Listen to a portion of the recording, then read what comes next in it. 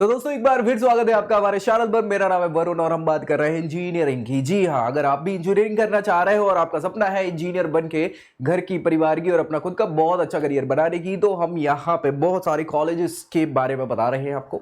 अलग अलग कॉलेजेस हैं जो कि टॉपेस्ट कॉलेजेस में आते हैं, कुछ नॉमिनल कॉलेजेस में आते हैं, कुछ लो लेवल के कॉलेजेस हैं, लेकिन हमारा काम है सारे के सारे कॉलेजेस के बारे में बताना आपको। तो भाई अगर आप भी चाह रहे हैं पर्टिकुलर किसी कॉलेज को टारगेट करना, या कंफ्यूज है कि इसको करें या उसको करें और क्या करें क्या ना करें, तो नीचे प्रोफाइल एनालिसिस फॉर्म है जिसको फिलअप करिए और आपकी प्रोफाइल के आधार पर हम बताएंगे क्या हो सकता है आपके लिए बेस्ट ऑप्शन, चाहे वो कॉलेज की बात हो, करियर की बात हो या कोर्स की बात हो। तो भाई स्टार्ट करेंगे हम यहां आज इस वीडियो में बात करने वाले हैं अन्ना यूनिवर्सिटी के बारे में। साउथ इंडिया में तमिलनाडु के चेन्नई में एस्टैब्लिश्ड यूनिवर्सिटी, गवर्नमेंट यूनिवर्सिटी, और बहुत सारी वैरायटी आपको यहां पे कोर्सेज की मिल जाएगी। यहां पे एक से एक नेटवर्क की बात करें, एलुमनाई स्ट्रक्चर की बात करें, यह तगड़ा नेटवर्क है एलुमनाई स्ट्रक्चर का, और बहुत सारी फीस की, स्कॉलरशिप की सारी तमाम व्यवस्थाएं हैं। फैकल्टी का भी अच्छा यहाँ पे नाम शुमार है।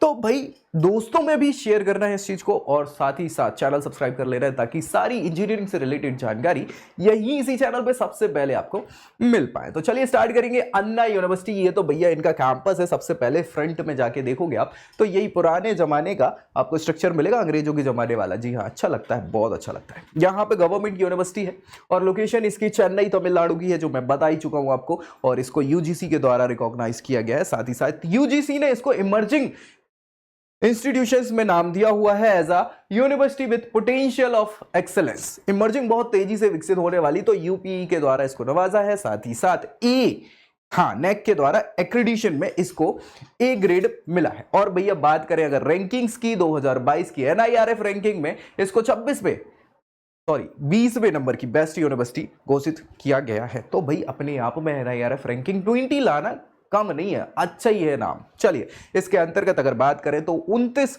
यूजी के कोर्सेज, 90 पीजी कोर्सेज और बहुत सारे डॉक्टरेट लेवल के कोर्सेज ये कंडक्ट करवाती है, और 100 से ज्यादा डिग्री आपको अलग अलग कॉलेज जो एफिलेटेड कॉलेज है इनकी अगर बात करें तो 593 एफिलेटेड कॉलेज है अन्ना यूनिवर्सिटी साउथ के। 593 593 colleges affiliated with Anna university, और यहां 100 से ज्यादा डिग्री और डिप्लोमा के कोर्सेज की कंडक्ट करवाते हैं, जिसमें ऑल टोटल अगर बच्चों की बात कर ले, टोटल सीट्स की बात करें तो 7 लाख से ज्यादा बच्चे जो है यहां रजिस्टर्ड है अन्ना यूनिवर्सिटी के करिकुलम में। समझ पा रहे हैं? तो बहुत बड़ा बेस है यहाँ पे अन्ना यूनिवर्सिटी का। ठीक है भाई, आगे बात करें इनके अंदर कौन कौन से कॉलेजेस आ जाते हैं। तो कॉलेजेस भैया यहाँ कॉलेज ऑफ इंजीनियरिंग अलग ही डिपार्टमेंट इन्होंने बनवाया है, जो कि इनके इंपॉर्टेंट मेन कैंपस गुंडी वाले कैंपस में ही स्टैब्लिश्ड है। साथ ही साथ यहाँ Alagappa college of technology ACT, ये भी भाई आपका यही गुंडी वाले कैंपस में ही स्टैब्लिश्ड है। Madras institute of technology MIT, हाँ ये भाई आपका क्रोमबेट कैंपस में स्टैब्लिश्ड है। और school of architecture and planning SAP, ये भी गुंडी कैंपस में स्टैब्लिश्ड है, जो कि कॉलेज है इसके अंदर। साथ ही साथ यहाँ पे एडमिशन की प्रक्रिया की बात करें तो एडमिशन के लिए एक कॉमन एडमिशन टेस्ट ये कंडक्ट करवाते हैं, जो कि चूंकि अब ये अन्ना यूनिवर्सिटी तमिलनाडु स्टेट की है। किसकी है? तमिलनाडु स्टेट में है, चेन्नई में है।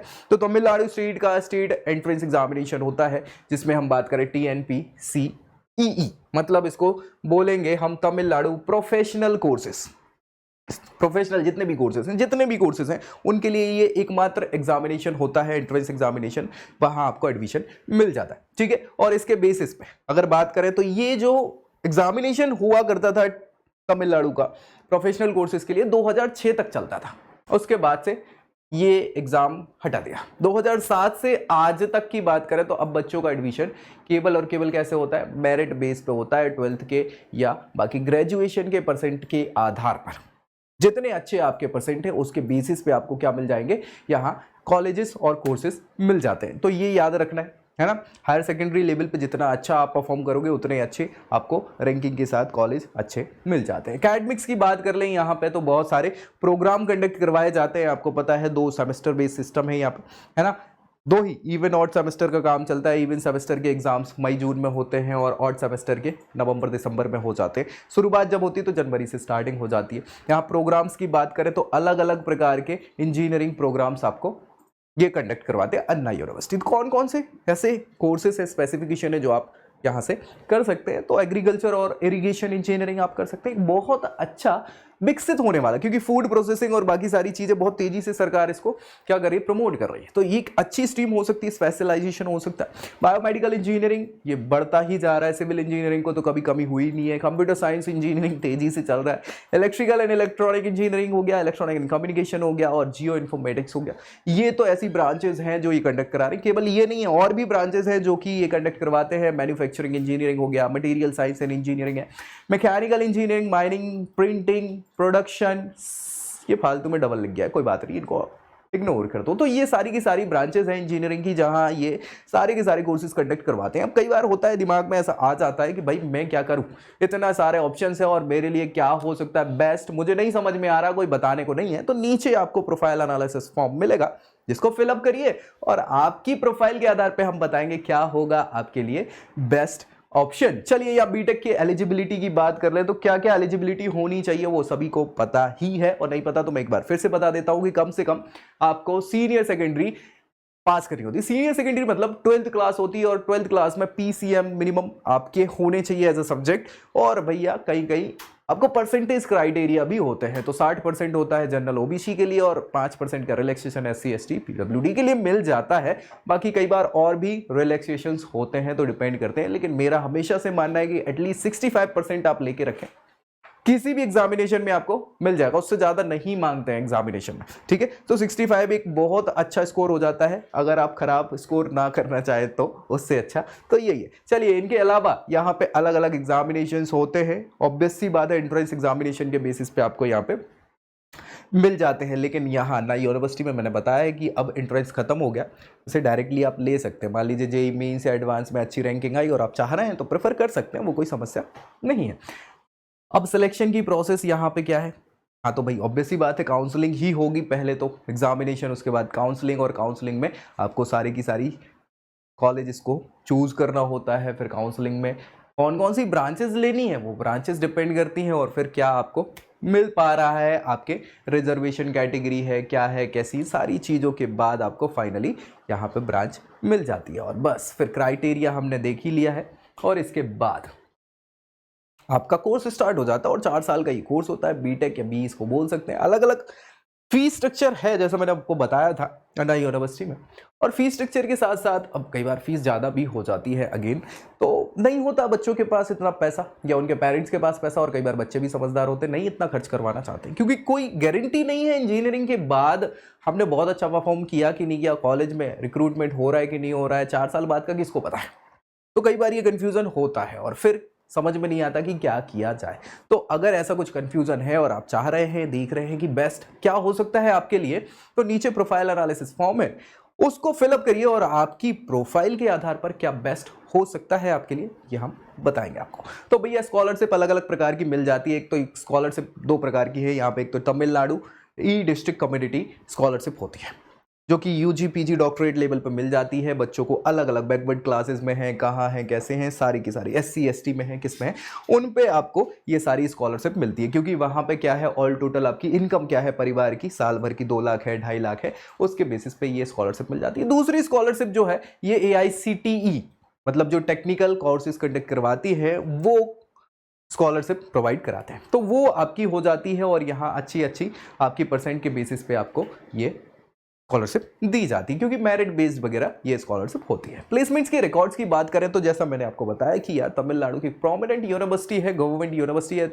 अन्ना यूनिवर्सिटी, तो वहाँ पे उससे रिलेटेड 593 कॉलेजेस एफिलिएटेड है, और अच्छा खासा स्टूडेंट बेस है, जिसके बेसिस पे मैंने एक बार एक वीडियो में भी बताया था कि जितने अच्छे कॉलेजेस, जितने ज़्यादा कॉलेजेस होंगे, जितना ज़्यादा बेस होगा बच्चों का, रिक्रूटर्स उतने ही ज़्यादा अट्रैक्ट होते रहेंगे आपके पास। तो यहाँ भी अगर हम देखें प्लेसमेंट की बात करें तो लगभग 95% का प्लेसमेंट कवर बोलते हैं। देखो यार बहुत सारे कॉलेजेस हैं जो झूठ बोल देते हैं 100% प्लेसमेंट रिकॉर्ड, 100% प्लेसमेंट रिकॉर्ड, किसी यूनिवर्सिटी का 100% प्लेसमेंट नहीं हो सकता, ये सच्चाई है। क्यों है सच्चाई? क्योंकि बहुत सारे बच्चे हायर एजुकेशन में चले जाते हैं, बहुत सारे बच्चे जाने ही नहीं चाहते किसी कंपनी में, खुद का बिजनेस स्टैब्लिश करना चाहते हैं, तो ऐसा कभी नहीं होता कि 100% प्लेसमेंट हो, ये सच्चाई है। अगर कोई बता रहा है तो वो झूठ बोल रहा है आपसे। लेकिन हाँ फिलहाल इन्होंने 100% नहीं बताया, इन्होंने 95% का बेस जो है वो बताया है कि core sector, IT sector, IT के अलावा कुछ सेक्टर्स हैं उनमें ये 95 बच्चे 5% बच्चे प्लेस्ड हो जाते हैं। उसके अलावा 5% बच्चों का तो फिर हायर एजुकेशन और बहुत सारी चीजें होती हैं।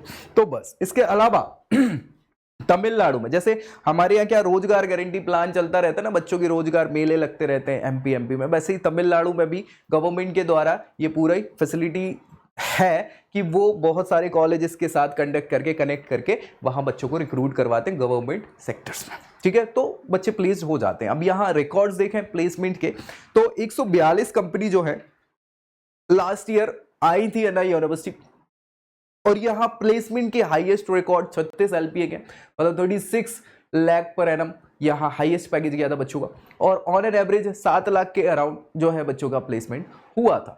तो ये रिकॉर्ड्स कहीं से खराब है नहीं, मुझे नहीं लगता कि खराब है ये अन्ना यूनिवर्सिटी के रिकॉर्ड। बाकी डिपेंड करता है यार, खर्चा कितना किया, आरओआई टर्म्स की बात करें, रिटर्न ऑफ इन्वेस्टमेंट, भाई हमने जो इन्वेस्ट किया उसमें क्या रिटर्न मिल रहा है, वो भी एक बहुत बड़ी चीज हो जाती है। सैलरी के ट्रेंड्स यहाँ पे आप देखेंगे तो साल दर साल बढ़ते ही चले जा रहे हैं। 2018, 19, 20, 21, 22 की बात करें तो ये ट्रेंड जो है ऑन एन एवरेज सैलरी के हैं, जो कि 5.5 लाख से आज की डेट में देखें तो लगभग 7 लाख के अराउंड पहुंच चुके हैं 2022 के ट्रेंड्स में।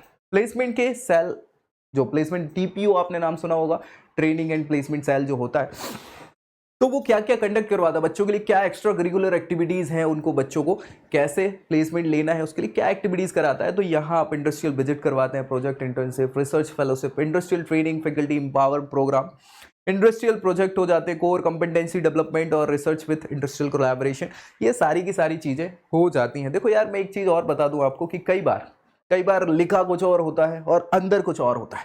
तो जरूरी नहीं कि मैं ये जो सारी चीजें बता रहा हूं वो A to Z करेक्ट हों।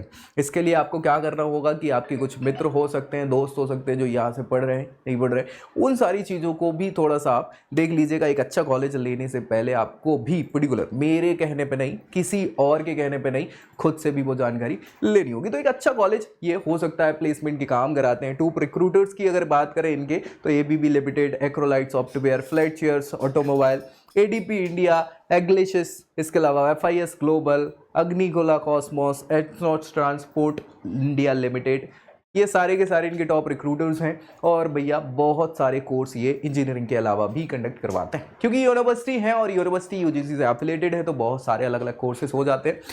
जिसमें अगर हम बात करें तो BARC मतलब आर्किटेक्चर से रिलेटेड 5 साल के ये कोर्सेज होते हैं। बी तो हमने देख लिया, बीटेक, BSc भी होते हैं, MCA, बीटेक के रिलेटेड ये कोर्सेज कंडक्ट कराते हैं। इनकी फीस के अलग अलग क्राइटेरियाज हैं, और डिस्टेंस एजुकेशन भी ये कंडक्ट करवाते हैं। डिस्टेंस एजुकेशन आजकल भाई हर बच्चा पढ़े, ये भारत सरकार चाहती है, और ऑब्वियसली बात है कि हर कोई अगर पढ़ने लग जाएगा, भारत जितनी जल्दी डेवलप होगा ना, उसके पीछे पढ़ाई का ही बहुत बड़ा योगदान है। तो एजुकेशन मस्ट होती है।